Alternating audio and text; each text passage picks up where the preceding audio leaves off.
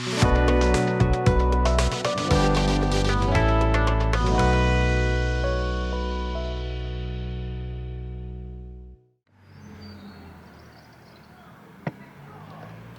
here we are today at East Molesey Methodist Church in the leafy suburbs of South London. Now, a few years ago, it's about 2019, they decided they wanted to do something to reduce their carbon footprint and obviously at the same time reduce the amount of energy they're spending and also to cut their energy bills. And so they put in HeatingSave, and in a minute we're going to go inside and speak to the treasurer, who is the person who is responsible for putting the system in and making sure that it all works. And we've already got a case study from these people. They're absolutely delighted that they put HeatingSave in, and they were delighted in 2021, which of course was long before the current energy crisis. So with a bit of luck right now, they're even more delighted. So here we are now with Ian at the one of the boiler rooms at East Molesey Methodist Church. And you can see behind me here we have the HeatingSave T3520 controller, which has got the algorithms and the artificial intelligence stuff, which does all the clever things, turning on and off these two boilers here. As I said, there's two boiler rooms here, so therefore you'll find two of these 3520 controllers. And this is Ian. And tell me, Ian, when did you first put this system in? 2019, in the summer. We were planning to replace the previous boiler with these two. Yes. And originally we were going to do it at the same time, but there were problems. So we thought we'd put the HeatingSave system in first, so we get an indication of how that affected our costs before the boiler change. Right. Unfortunately, lockdown foiled that. Yes, got in the way a bit, didn't it? Yeah. Okay, right. And so you put in the HeatingSave system with the old heating system, yeah, and now you've got your new heating system as well. Yes. Excellent, right, splendid. Okay, and what made you want to put in HeatingSave? The main problem we got was the ease of control. We were wasting quite a bit of heat because we couldn't control the old system very well. And, for example, we got fortnightly bookings and it was really difficult to change it every week. So we were quite often heating spaces that we didn't need to heat. Because you have a lot of bookings of people using your facility here, don't you? Yes. Yes, right. And so you really need to match the heating and the people, so they coincide, I guess, don't they? So that's most right, efficient. Yes. We had 7 different domestic style time clocks before. Wow. Oh, right. Which was a real just pain going round to setting update. those was a bit of a problem in its own right, I would imagine. Yes. And people were playing with the thermostats and all the usual problems. Oh, all the usual stuff, right? Okay.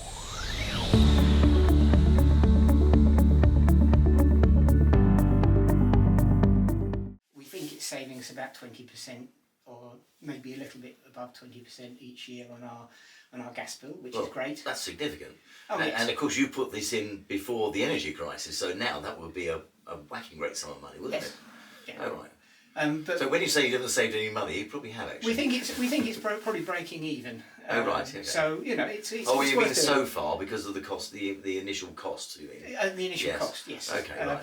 But the other side of the coin is it is an awful lot easier to manage, and also it helps our carbon footprint, which of course is increasingly an issue in this world. Yes. So well, but if it's 20% saving on the fuel, it'll be 20% saving on your carbon footprint. Yeah. So that's absolutely excellent, right? And this sort of equipment you're controlling, there are radiators, are they? No, it varies. Largely forced air convectors. Right. We've got some radiators. Okay. Again, there was another change this last year. We changed some radiators for more forced air convectors. Yes, sort of fan-assisted type gas ones. Yes, yes. And I understand because I did actually speak to Simon Keast from HeatingSave just now, and he said to me that we're controlling the speed of those as well. I believe. Yes, that's right. Yes, that's excellent. So you can you can speed it up before people get there, a bit of preheat. And then during the booking, when they're there, you can turn it down a little bit. That's right. So it's quieter. Oh, that's excellent. Yeah. Oh, good. Right. So overall, then, your experience of HeatingSave has been good. It's made it an awful lot easier to control. So yes, we've been pleased that we put it in. Good, excellent. Right. So should we go and have a look at the other boiler room now? Fine. Great. Good. Thank you.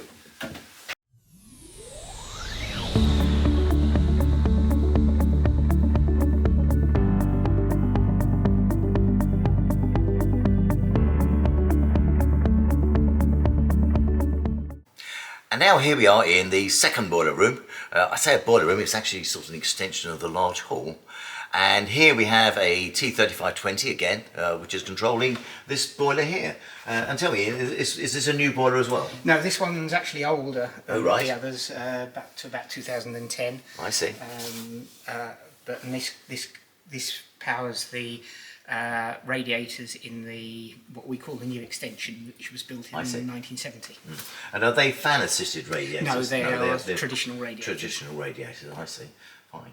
So these pipes then go all the way through to that other building? That's right, yes. Wow, it's quite a long way, isn't it? Well, yes. Starts there. Down and goes across, right? Okay, fine. And that's controlled there here by the 3520. Excellent.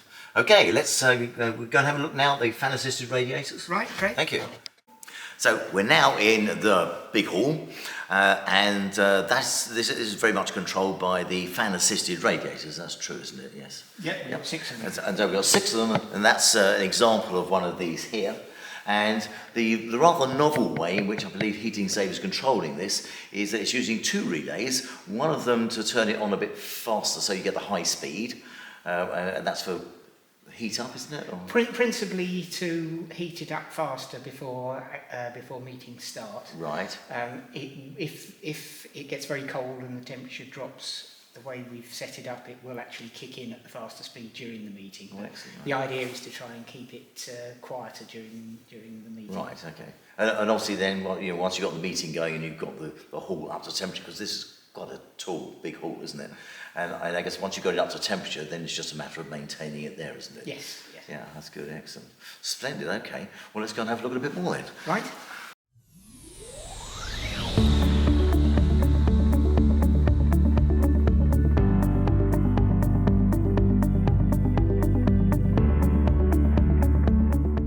And now we are in the main church. A beautiful example of a piece of Victorian architecture, I would say. And you could imagine heating a space this large is quite a challenge, I guess, isn't it? It is, yes. Yes.